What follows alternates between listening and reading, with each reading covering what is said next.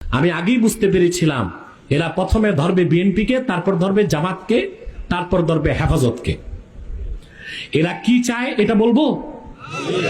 কি রকম রাষ্ট্র চায়? আমেরিকাতে এক ইহুদি আছে ধনকুব, তার নাম জর্জ সরস। জর্জ সরস এই লোকটা একটা নতুন মতবাদ বের করছে, এটার নাম লিবারেল ডেমোক্রেসি। লিবারেল, এতদিন তো শুনছেন ডেমোক্রেসি, এটা হচ্ছে লিবারেল ডেমোক্রেসি।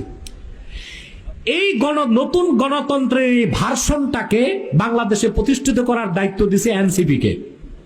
এই এনসিপি জর্জ সরসের পয়সা খাইয়া দেশকে ওই দিকে নিয়ে যাচ্ছে। আমি যে সংবাদটি ব্রেক করেছিলাম সেটা হলো যে যেটি সি পার্ল বিচ রিসোর্ট বা একসময় টিউলিপ হোটেল নামে পরিচিত ছিল, রয়্যাল টিউলিপ।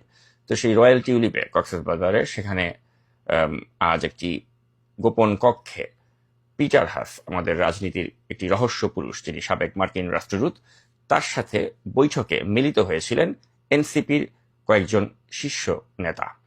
তারা হচ্ছেন নাসিরুদ্দিন পাটোয়ারি, হাসনাত আবদুল্লাহ, সার্জিস আলম এবং তাসনিম জারা। এবং তারা যখন এয়ারপোর্টে থেকে সেখানে যাচ্ছিলেন কক্সবাজারে, তো যাওয়ার প্রাক্কালে একটি ছবিও কিন্তু আমার কাছে এসেছে, যেটি হয়তো আপনারা এই মুহূর্তে স্ক্রিনে দেখতে পাচ্ছেন। তো আমি অত্যন্ত নির্ভরযোগ্য সূত্র থেকে যখন জানতে পারলাম যে তারা পিটার হাসের সাথে আজকের এই গুরুত্বপূর্ণ দিনে, অর্থাৎ এই 5ই আগস্টের দিনে, আমাদের জুলাই আন্দোলনের বর্ষপূর্তির এই গুরুত্বপূর্ণ দিনে তারা সকালের ফ্লাইটেই কক্সবাজারের উদ্দেশ্যে রওনা হয়েছেন এবং পিটার হাসের সাথে সাক্ষাতের উদ্দেশ্যে রওনা হয়েছেন, তখনই কিন্তু আমি আসলে বুঝতে পারি যে এর পিছনে নিশ্চয়ই কোনো একটা ষড়যন্ত্রের গন্ধ রয়েছে, একটা আভাস রয়েছে। এবং পরবর্তীতে আমি আমার বিভিন্ন সূত্রের মাধ্যমে খোঁজ নিয়ে যেটা জানতে পেরেছি যে তারা মূলত কক্সবাজার জেলা পুলিশকেও অবহিত করার সময় পায়নি যে তারা এরকম একটি সফরে যাচ্ছে, অর্থাৎ একটা তাৎক্ষণিক একটা এই যাত্রা তাদের।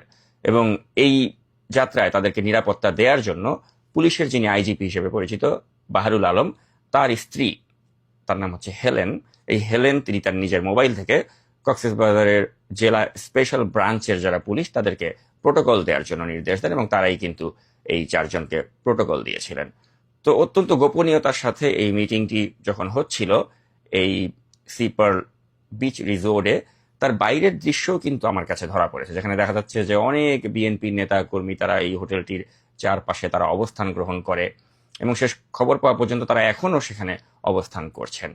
আর ইন দ্য মিন টাইম, এখন এই মুহূর্তে আমার কাছে যেটা খবর এসেছে যে নাসিরুদ্দিন পাটোয়ারি, তিনি, যেটা আমি আশঙ্কা করছিলাম সেটাই সত্য হলো, তিনি দাবি করছেন যে তারা নাকি সেখানে ঘুরতে, খেলায়, মজা করতে গিয়েছিলেন। তারা আসলে ওই আজকের মতো একটা গুরুত্বপূর্ণ দিনে তারা ঘুরতে, খেলায়, মজা লাগতে মানে কক্সবাজারে গিয়েছেন, অন্য কোনো কাজে তারা যাননি, অর্থাৎ কোনো পিটার হাসের সাথে তাদের বৈঠক হয়নি। যা কিছু আমরা বলেছি সবই গুজব। তো এই যে একটা চালাকির রাজনীতি বা একটা ঘটনা ঘটিয়ে সেটা